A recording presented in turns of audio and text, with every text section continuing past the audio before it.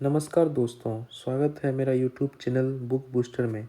दोस्तों, आज हम लोग इसमें कवर करने वाले हैं रेलवे एनटीपीसी में जितने भी जीके जीएस के इम्पोर्टेंट एमसीक्यूज़ हैं वो हम लोग इसमें कवर करेंगे। ये हमारा पार्ट 1 रहेगा जिसमें टॉप 50 एमसीक्यू रहेंगे।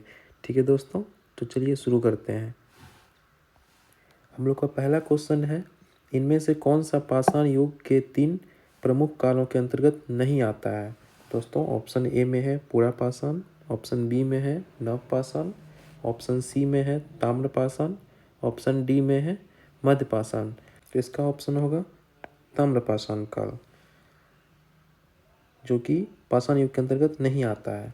तो दोस्तों, इसका यहाँ पे थोड़ा डिटेल में दिया हुआ है। आपको अगर ज़्यादा जानकारी चाहिए तो आप ये डिटेल वीडियो पॉज करके पढ़ सकते हैं। वीडियो हमारा लंबा ना हो इसलिए हम लोग इसको नहीं कवर करेंगे। तो चलिए अगला दूसरा क्वेश्चन की ओर बढ़ते हैं हम लोग। दूसरा क्वेश्चन है, भीमबेटका की गुफाओं की खोज कब हुई थी। दोस्तों, भीमबेटका की गुफाओं की खोज कब हुई थी। तो इसका ऑप्शन है 1955 से 56, 1957 से 58, 1954 से 55, 1953 से 54। दोस्तों, इसका ऑप्शन होगा 1957 से 58। तो इसका यहाँ पे एक्सप्लेनेशन है दोस्तों, ये आप वीडियो पॉज करके पढ़ सकते हैं। तो चलिए अगला क्वेश्चन हम लोग की तरफ बढ़ते हैं। भीमबेटका के शैलाश्रय निम्नलिखित में से किसके लिए प्रसिद्ध है। स्टेटमेंट दिया हुआ, इसमें से देखना है कौन सा सही है। तो पहला ऑप्शन है हम लोग का, मौर्य वंश के दौरान की गई चित्रकारी के चिन्हों की वजह से, मुगलों की मूर्तिकला के चिन्हों की वजह से, प्रारंभिक द्रविड़ काल के चिन्हों की वजह से, या ऑप्शन डी में है भारतीय उपमहाद्वीप पर मानव जीवन के प्राचीनतम चिन्हों की वजह से। तो ऑप्शन डी हमारा इसमें सही होगा। तो देखिए दोस्तों, यहाँ पर उसका डिटेल में है, ये आप पढ़ सकते हैं, आपको एक्स्ट्रा जानकारी भी मिल जाएगा इसमें। तो चलिए अगला क्वेश्चन की तरफ हम लोग बढ़ते हैं। भारत में पाषाण कालीन शिला चित्रकारी कहाँ पाई जाती है।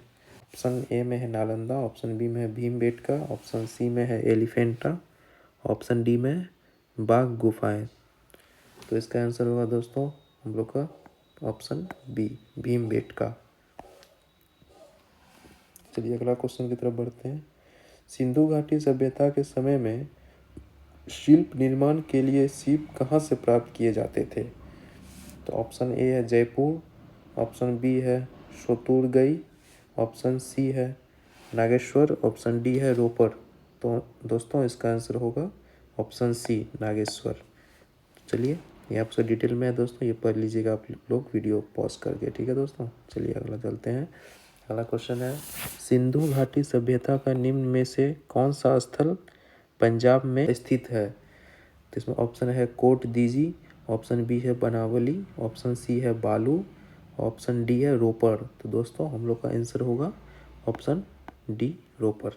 तो देखिए दोस्तों, ये सारा जो है रेलवे एनटीपीसी का पीवाईक्यूज़ है जो कि इम्पोर्टेंट है दोस्तों। तो इसको ज़रूर आप देख के जाएंगे तो आपको ज़रूर इसका बेनिफिट मिलेगा दोस्तों। इसका यहाँ पे डिटेल में दिया हुआ है। तो चलिए अगला क्वेश्चन देखते हैं। धौलावीरा डैश राज्य में स्थित है। दोस्तों, धौलावीरा किस राज्य में स्थित है। धौलावीरा हम लोग का गुजरात में स्थित है।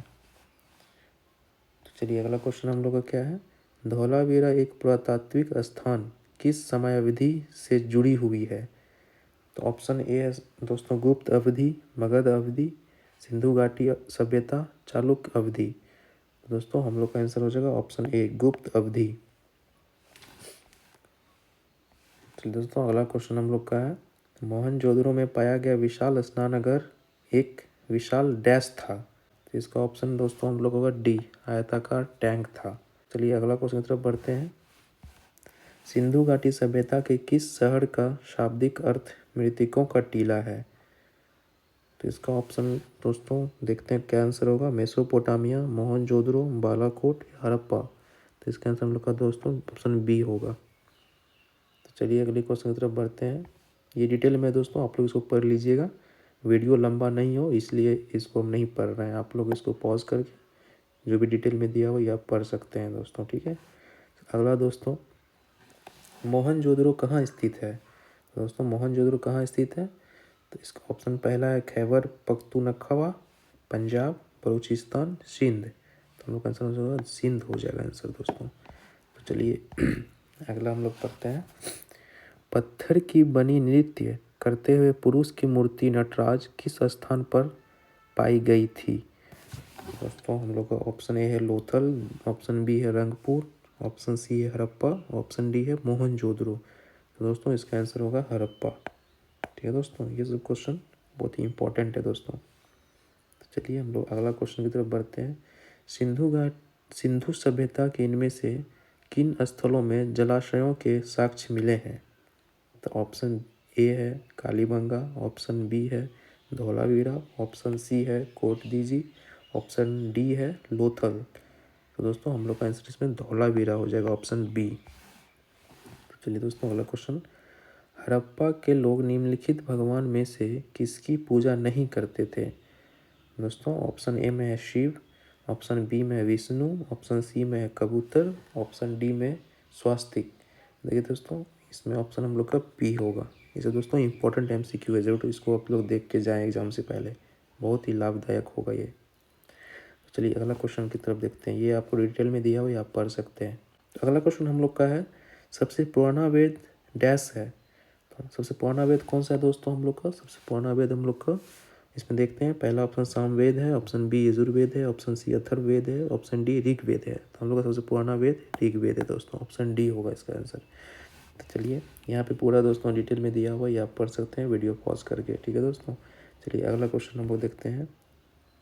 वेदों का इनमें से कौन सा अंग जटिल शब्दों के अर्थ एवं व्याख्या के लिए प्रसिद्ध है? तो ऑप्शन ए है कल्प, ऑप्शन बी है छंद, ऑप्शन सी है व्याकरण, ऑप्शन डी है निरुक्त। तो दोस्तों इसका ऑप्शन डी होगा हम लोग का आंसर, निरुक्त। तो चलिए अगला क्वेश्चन। भारत का राष्ट्रीय आदर्श वाक्य सत्यमेव जयते अर्थात सत्य की हमेशा विजय होती है किस प्राचीन भारतीय शास्त्र से उद्धृत एक मंत्र है? दोस्तों देखिए दो बार दोस्तों रेलवे में पूछा गया है। देखिए दोस्तों कितना इंपॉर्टेंट है ये, दो बार इस क्वेश्चन को पूछा गया है। ये क्वेश्चन आपके लिए VVI हो जाएगा दोस्तों, वेरी वेरी इंपॉर्टेंट हो जाएगा। तो इसको देखिए, पहला ऑप्शन ए में ऋग्वेद, ऑप्शन बी में मुंडकोपनिषद, सी में भगवद गीता, डी में मत्स्य पुराण। तो दोस्तों इसका आंसर हो जाएगा मुंडकोपनिषद, ऑप्शन बी हम लोग का। इसको दोस्तों मार्क कर लीजिएगा दोस्तों, बहुत इंपॉर्टेंट है। चलिए अगला चलते हैं। निम्न में से किस वेद में संगीत से संबंधित ज्ञान संग्रहित है? दोस्तों इस पहला है option Rigveda, B option B है अथर्ववेद, ऑप्शन सी है सामवेद, ऑप्शन डी है यजुर्वेद। दोस्तों इसमें आंसर हम लोग का सामवेद हो जाएगा। चलिए इसमें देखिए डिटेल में दिया हुआ, ये आप पढ़ के और एक्स्ट्रा नॉलेज ले सकते हैं। तो अगला हम लोग का क्वेश्चन है, निम्न में से किस वेद में बीमारियों का उपचार दिया गया है? तो पहला ऑप्शन यजुर, ऑप्शन बी है ऋग, ऑप्शन सी है साम, ऑप्शन डी है अथर्व। दोस्तों हम लोग का आंसर होगा अथर्व। अथर्व में बीमारियों का उपचार के लिए इसमें दिया गया है। दोस्तों हम लोग का अगला क्वेश्चन है, निम्नलिखित विकल्पों में से गलत जोड़ी का चयन करें। हम लोग को गलत जोड़ी का चयन करना है दोस्तों। गलत जोड़ी इसमें से कौन है? ऑप्शन ए में है चंद्रगुप्त मौर्य, ये ऑप्शन दोस्तों सही है। और बी में है बिंबिसार गुप्त, दोस्तों ये गलत है। बिंबिसार मगध से था दोस्तों रिलेटेड, मगध। ठीक है दोस्तों, मगध से रिलेटेड था दोस्तों। और ये भी हमारा सही, ये भी सही है। ये गलत हम लोग को ढूंढना था, तो ऑप्शन बी हम लोग का आंसर हो जाएगा। ठीक है दोस्तों, तो चलिए अगला क्वेश्चन की तरफ बढ़ते हैं। ये दोस्तों यहाँ डिटेल में है। बिंबिसार ने 544 ईस्वी में मगध पर हर्यक वंश की स्थापना की। तो मगध है दोस्तों, देख रहे हो। तो दोस्तों अगला क्वेश्चन की तरफ बढ़ते हैं। निम्नलिखित में से कौन सी मगध साम्राज्य की राजधानी थी? कौन सी थी? तो ऑप्शन ए में है वैशाली, ऑप्शन बी में राजगीर, ऑप्शन सी में उज्जैन, ऑप्शन डी में कौशाम्बी। तो हम लोग का आंसर हो जाएगा दोस्तों राजगीर। यहाँ पे दोस्तों डिटेल में ये पढ़ लीजिएगा आप लोग। अगला क्वेश्चन है, प्राचीन काल में अवध को किस नाम से जाना जाता था? तो ऑप्शन ए में है कौशल, ऑप्शन बी में कपिल वस्तु, ऑप्शन सी में कौशाम्बी, ऑप्शन डी में काशी। तो हम लोग का आंसर हो जाएगा कौशल। दोस्तों अगला क्वेश्चन है, 19वीं शताब्दी में निर्मित अजमेर का सोनी जी की नसिया मंदिर डैश को समर्पित है?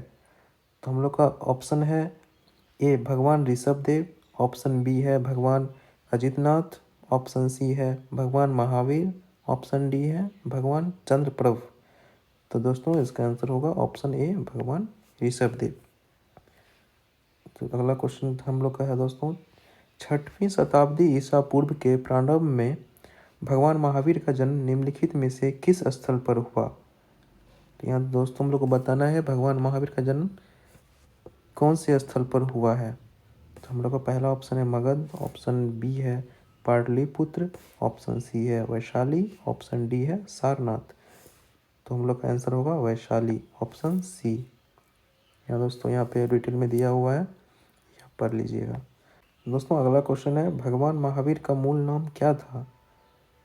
ऑप्शन है A Anand, option B Siddharth, option C Shariputra, option D Vardhaman. तो दोस्तों हम लोग का आंसर है ऑप्शन डी वर्धमान। हम लोग का अगला क्वेश्चन है, बुद्ध ने अपना प्रथम उपदेश सारनाथ में अपनी 5 शिष्यों को दिया था जिसे डैश कहा जाता है। दोस्तों ऑप्शन ए धर्म चक्र परिवर्तन, ऑप्शन बी है महापरिनिर्वाण, ऑप्शन सी है महाविनिष्क्रमण, ऑप्शन डी है निरंजन। तो दोस्तों इसका ऑप्शन ए सही है, धर्म चक्र परिवर्तन। हम लोग का अगला क्वेश्चन है, हीनयान और महायान किस धर्म के पंथ हैं। हीनयान और महायान किस धर्म के पंथ हैं। दोस्तों ऑप्शन है हिंदू धर्म, ऑप्शन बी है जैन धर्म, ऑप्शन सी है बौद्ध धर्म, ऑप्शन डी है सिख धर्म। दोस्तों हम लोग का आंसर होगा ऑप्शन सी, बौद्ध धर्म। चलिए अगले क्वेश्चन की तरफ बढ़ते हैं। यहाँ दोस्तों डिटेल में दिया हुआ, ये आप जरूर पढ़ें इसको वीडियो पॉज करके, ठीक है। तो अगला हम लोग का क्वेश्चन है, सिंह चतुर्मुख स्तंभ कहाँ स्थित है। सिंह चतुर्मुख स्तंभ कहाँ स्थित है। ऑप्शन ए है सारनाथ, ऑप्शन बी है धौली, ऑप्शन सी है नागार्जुन हिल्स, ऑप्शन डी है बराबर हिल्स। दोस्तों हम लोग का आंसर होगा ऑप्शन ए सारनाथ। चलिए अगला क्वेश्चन हम लोग का है, बोधिसत्व की अवधारणा इनमें से किससे संबंधित है। सर ऑप्शन ए जैन धर्म, ऑप्शन बी हीनयान बौद्ध धर्म, ऑप्शन सी सिख धर्म, ऑप्शन डी महायान बौद्ध धर्म। तो हम लोग का आंसर होगा डी महायान बौद्ध धर्म। हम लोग का अगला क्वेश्चन है, विनय और सूत पिटक इनमें से किसकी शिक्षाओं के संकलन है। तो ऑप्शन ए है Gautam Buddha, option B Rishabhdev, option C Mahavir Jain, option D Guru Gobind Singh. तो हम लोग का इसमें आंसर होगा ऑप्शन ए गौतम बुद्ध। यहाँ पे दोस्तों डिटेल में दिया हुआ है। अगला क्वेश्चन है, जातक कथाएं डैश से संबंधित है। तो ऑप्शन ए में सिख धर्म, ऑप्शन बी में बौद्ध धर्म, ऑप्शन सी में जैन धर्म, ऑप्शन डी में हिंदू धर्म। दोस्तों इसका आंसर है ऑप्शन बी बौद्ध धर्म। चलिए अगला क्वेश्चन की तरफ बढ़ते हैं, बुद्ध चरितम नामक महाकाव्य किसने लिखा था। तो ऑप्शन ए है गौतम बुद्ध, ऑप्शन बी है नागार्जुन, ऑप्शन सी है हेमचंद्र, ऑप्शन डी है अश्वघोष। दोस्तों इसका आंसर होगा ऑप्शन डी अश्वघोष। तो यहाँ देखिए दोस्तों फॉर डिटेल में दिया हुआ, दोस्तों ये आप पढ़िएगा, बहुत ही इंपॉर्टेंट इसमें डिटेल में दिया हुआ है। तो चलिए अगला क्वेश्चन की तरफ बढ़ते हैं, निम्नलिखित में से कौन सा स्थल बौद्धों के तीर्थ स्थलों में से नहीं है। दोस्तों ये ध्यान रखिएगा, नहीं है पूछ रहा है, ठीक है। तो चलिए ऑप्शन देखते हैं, बोध गया, सारनाथ, ग्वालियर, कुशीनगर। दोस्तों हम लोग का आंसर होगा सी ग्वालियर नहीं है। चलिए अगला क्वेश्चन है हम लोग का, गौतम बुद्ध का जन्म कहाँ हुआ था। अयोध्या में या लुम्बिनी में या वैशाली या मगध। दोस्तों हम लोग का आंसर होगा ऑप्शन बी लुम्बिनी में। दोस्तों यहाँ बहुत डिटेल में दिया हुआ है, इसको ज़रूर आप लोग पढ़िएगा, बहुत इम्पोर्टेंट है। चलिए अगला हम लोग बढ़ते हैं, उस बौद्ध ग्रंथ का नाम बताइए जिनमें भिक्षुओं के लिए नियमों का उल्लेख है। दोस्तों इसका आंसर क्या होगा, त्रिपिटक, विनय पिटक, अभिधम पिटक या सूत पिटक। दोस्तों इसका आंसर होगा बी विनय पिटक। ठीक है दोस्तों, ये सारा जितने भी हम लोग अभी MCQ कर रहे हैं इसका आपको PDF भी मिल जाएगा। ठीक है दोस्तों, इसका PDF आपको हमारे टेलीग्राम चैनल पे मिल जाएगा। टेलीग्राम चैनल आपको डिस्क्रिप्शन में लिंक मिल जाएगा, उस पर जा कर के आप हमसे जुड़ सकते हैं। आपको वहाँ पे इसका PDF भी मिल जाएगा रिवीजन करने के लिए। ठीक है दोस्तों, अगला क्वेश्चन है, स्तूप क्यों बनाए गए थे। दोस्तों पहला है पवित्र स्मृति चिन्ह रखने के लिए, ऑप्शन बी धार्मिक सभाएं करने के लिए, ऑप्शन सी बुद्ध की पूजा करने के लिए, ऑप्शन डी बौद्ध ग्रंथ रखने के लिए। दोस्तों ऑप्शन ए पवित्र स्मृति चिन्ह रखने के लिए। ये हमारा सही आंसर हो जाएगा। हम लोग का अगला क्वेश्चन है, गौतम बुद्ध को ज्ञान कहाँ पर प्राप्त हुआ था। ऑप्शन ए है Bodh Gaya, option B Amarnath, option C Kushinagar, option D Lumbini. दोस्तों हम लोग का आंसर है ऑप्शन ए बोध गया।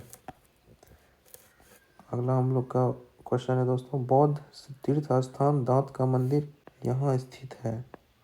हम लोग को ये क्वेश्चन कहाँ पे स्थित है। ऑप्शन ए है Malaysia, option B Sri Lanka, option C Nepal, option D चीन। दोस्तों हम लोग का आंसर होगा ऑप्शन बी श्रीलंका। अगला क्वेश्चन है, बोरोबुडुर बौद्ध मंदिर कहाँ स्थित है। ऑप्शन ए है Nepal, option B Sri Lanka, option C Indonesia, option D Malaysia. तो हम लोग का आंसर होगा दोस्तों ऑप्शन सी इंडोनेशिया।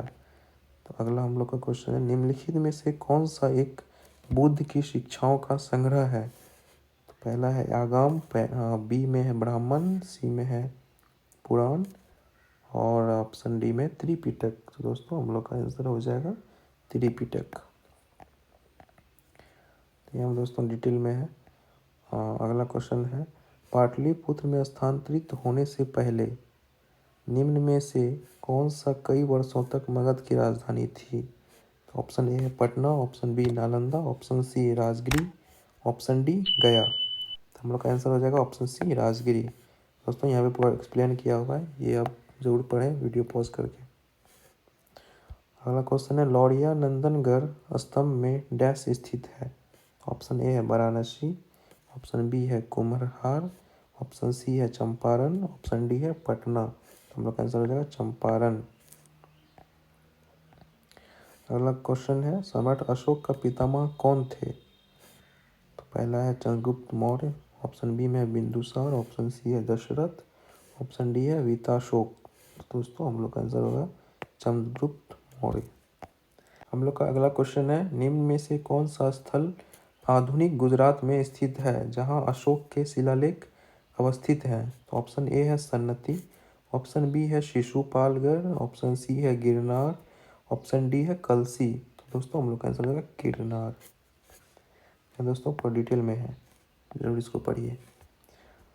अगला क्वेश्चन है, लगभग 260 ईसा पूर्व किस मौर्य सम्राट ने कलिंग को जीतने के लिए सैन्य अभियान का नेतृत्व किया था। ऑप्शन ए है चंद्रगुप्त मौर्य, ऑप्शन बी है वृद्धरथ, ऑप्शन सी है अशोक, ऑप्शन डी है बिंदुसार। दोस्तों ऑप्शन हम लोग का अशोक होगा, ऑप्शन सी। अगला क्वेश्चन है, अशोक के अधिकांश शिलालेख डैश भाषा में थे जबकि उपमहाद्वीप के उत्तर पश्चिम में पाए गए शिलालेख आरंभिक और यूनानी भाषा में थे। दोस्तों ऑप्शन ए है तमिल, ऑप्शन बी है प्राकृत, ऑप्शन सी है संस्कृत, ऑप्शन डी है पाली। दोस्तों इसका आंसर होगा प्राकृत, ऑप्शन बी। यह दोस्तों पर डिटेल में दिया हुआ है। अगला क्वेश्चन है, मौर्य शासन के दौरान निम्नलिखित में से किस प्रांत को कर्नाटक में सोने की खान का केंद्र माना जाता था। तो हम लोग का ऑप्शन ए है सुवर्णगिरी, ऑप्शन बी है उज्जैनी, ऑप्शन सी है तक्षशिला, ऑप्शन डी है तोशली। दोस्तों हम लोग का आंसर हो जाएगा सुवर्णगिरी, ऑप्शन ए। यह दोस्तों पूरा डिटेल में है, थोड़ा सा ये आप पढ़ सकते हैं। अगला क्वेश्चन है, सेल्यूकस निकेटर नामक डैश शासक द्वारा मेगास्थनीज नामक राजदूत को चंद्रगुप्त मौर्य के दरबार में भेजा गया था। तो दोस्तों बताना सेल्यूकस निकेटर कहाँ का था, कहाँ से आया था। दोस्तों ऑप्शन ए है चीनी, ऑप्शन बी है अरब, ऑप्शन सी है फारसी, ऑप्शन डी है यूनानी। दोस्तों ऑप्शन होगा यूनानी। यहाँ पूरा दोस्तों पूरा डिटेल में दिया हुआ है, ये आप जरूर पढ़ें। दोस्तों आपको मैं बता दूं, आपको अगर इसका PDF चाहिए तो आप हमारा टेलीग्राम चैनल लिंक ज्वाइन कर सकते हैं। टेलीग्राम का लिंक हमारा डिस्क्रिप्शन में दिया हुआ है, ठीक है दोस्तों, वहाँ आप जाके ज्वाइन कर सकते हैं। वहाँ सारा PDF आपको मिल जाएगा, आराम से आप रिविज़न कर सकते हैं। चलिए अगला क्वेश्चन है, मौर्य शासक अशोक द्वारा निर्मित सारनाथ सिंह चतुर्मुख डैश से बना था। तो ऑप्शन ए है लोहा, ऑप्शन बी है बलुआ पत्थर, ऑप्शन सी है अभ्रक, ऑप्शन डी है संगमरमर। दोस्तों इसका आंसर होगा ऑप्शन बी बलुआ पत्थर। तो अगला क्वेश्चन हम लोग का है 326 ईसा पूर्व में भारत पर आक्रमण करने के लिए सिकंदर ने सबसे पहले निम्नलिखित में से किस नदी को पार किया था? ऑप्शन ए है सिंधु, ऑप्शन बी है झेलम, ऑप्शन सी है चेनाब, ऑप्शन डी है सतलुज। दोस्तों इसका आंसर होगा ऑप्शन ए सिंधु। दोस्तों हम लोग 50 क्वेश्चन कंप्लीट कर चुके हैं। ये हम लोग का पार्ट 1 था। हम लोग पार्ट 2 जल्द लेके आने वाले हैं। प्लीज़ चैनल को सब्सक्राइब कर लीजिए ताकि हम लोग वीडियो जैसे अपलोड करें आपको उसका नोटिफिकेशन मिल जाए। सब्सक्राइब करें और लाइक करिए और शेयर ज़रूर करिए। दोस्तों आप लोग हमें सपोर्ट करेंगे तभी हम लोग और मेहनत करने में अच्छा लगेगा। ठीक है दोस्तों।